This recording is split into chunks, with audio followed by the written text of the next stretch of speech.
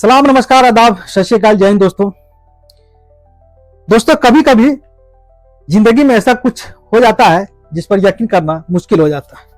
एक ईमानदार पुलिस अफसर जिसकी पूरी जिंदगी डिसिप्लिन, कर्तव्य और परिवार के नाम थी, एक ऐसी रात जो बिल्कुल सामान्य लग रही थी और फिर अचानक एक आवाज और सब कुछ बदला। आज की कहानी है पुलिस इंस्पेक्टर अरुण कुमार रॉय की। एक ऐसा मामला जिसने पुलिस विभाग, परिवार और पूरे समाज को सोचने पर मजबूर कर दिया। अरुण कुमार रॉय उत्तर प्रदेश पुलिस के एक मेहनती और ईमानदार अफसर थे। उनका जन्म संत कबीर नगर जिले के राजनौली गांव में हुआ था। दो भाई में वो सबसे छोटे थे। पिता का देहांत कई साल पहले हो चुका था। मां गांव में रहती थी।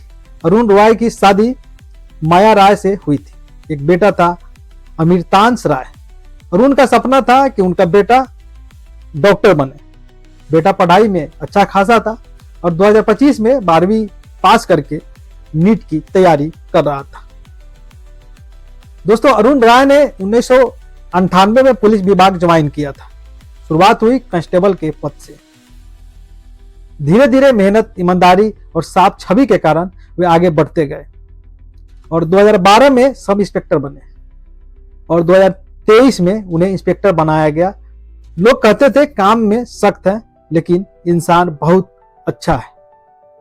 पुलिस की नौकरी ऐसी होती है कि ट्रांसफर होते रहते हैं। अरुण राय ड्यूटी वाली जगह सरकारी क्वार्टर में रहते थे। छुट्टी मिलती तो गोरखपुर में पत्नी और बेटे से मिलने चले जाते या गांव में मां और भाई से मिलने। परिवार में सब कुछ ठीक था। कभी किसी तरह का झगड़ा या विवाद नहीं था। सब कुछ सामान्य और खुशहाल था। दोस्तों 5 दिसंबर 2025 शुक्रवार का दिन सुबह अरुण राय रोज की तरह ड्यूटी पर पहुंचे। शिकायतें सुनी, कागजी काम किया। दोपहर में एक धार्मिक कार्यक्रम में गए। शाम को एक शादी में शामिल हुए। फिर थोड़ी देर पेट्रोलिंग की। सब कुछ रोज जैसा ही था। दोस्तों रात करीब 9 बजे के आसपास पत्नी माया राय ने फोन किया। अरुण ने कहा, आज थोड़ा थक गया हूं, अब आराम करूंगा। पत्नी को लगा शायद थक गए होंगे। उनकी आवाज से लगा कि वे सचमुच में थके हुए। किसी को अंदाजा नहीं था कि आखिर बातचीत होगी। रात करीब 9:17 पर पुलिस कैंप्स में एक तेज आवाज सुनाई देती है।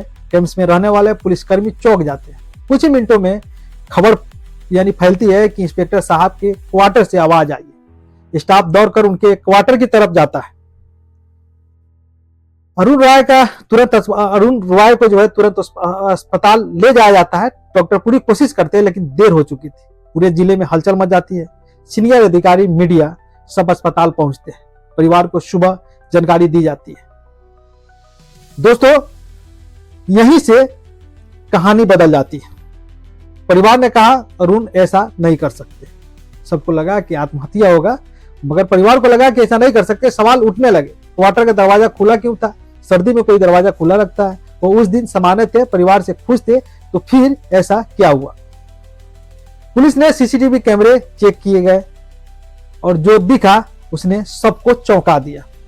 तो रात के 9:15 पर एक महिला अरुण राय के क्वार्टर की तरफ जाती दिखी। 9:17 पर वही महिला 9:17 पर तेज आवाज आती है और 9:18 पर वही महिला तेजी से बाहर निकलती दिखती है। महिला ने ट्रैक सूट पहना था, पीठ पर बैग था और फोन पर बात कर रही थी। जांच में पता चलता है यह महिला थी lady constable Meenakshi Sharma. Police staff उसे पहचानता था। वही महिला सबसे पहले आकर कहती है साहब के साथ कुछ हो गया और फिर वह वहां से चली जाती है, भाग जाती है। यहीं से संदेह गहराने लगता है। पुलिस ने अरुण राय के फोन रिकॉर्ड निकालते हैं। पिछले 3 दिनों में 100 से ज्यादा कॉल, ज्यादातर वीडियो कॉल, ज्यादातर कॉल मीनाक्षी शर्मा कांस्टेबल जो औरत होती है उसके साथ, ये सामान्य नहीं था। जैसे जैसे जांच आगे बढ़ी, मीनाक्षी का पुराना इतिहास सामने आने लगा। कई बार सिम कार्ड बदले गए, महंगे फोन बदले गए, महंगी गाड़ियां बदली गई और महंगी लाइफ स्टाइल। कई अधिकारियों से नजदीकियां, कुछ पुराने मामलों में उस पर गंभीर आरोप भी लग चुके थे। परिवार ने बताया अरुण ने कुछ लोगों से पैसे उधार लिए थे। 3 महीने से घर पैसे नहीं भेजे, वे तनाव में थे। जांच में ये भी बात आई कि मीनाक्षी की शादी तय थी और पैसों को लेकर तनाव चल रहा था। इस केस में 2 बात सामने आई। पहली यह है कि अरुण राय किसी दबाव में थे और दूसरी बात यह है कि किसी ने उनकी मजबूरी का फायदा उठाया। लेकिन सच क्या है यह आज भी पूरी तरह साफ नहीं है। तो दोस्तों, आज भी यह केस सिर्फ एक मौत की कहानी नहीं है, यह कहानी है दबाव की, भरोसे की और सिस्टम की कमजोरियों की। सवाल अब भी वही है, क्या सच कभी पूरी तरह सामने आएगा या यह मामला फाइलों में दब जाएगा। दोस्तों, कहानी सुनाने का उद्देश्य मकसद यह है कि आप सभी को जागरूक करना है, सचेत करना है और आप अपनों का और अपना ख्याल रखिए और दुआ में याद रखिए। मिलते अगली वीडियो में, जब तक के लिए जय हिंद, जय भारत।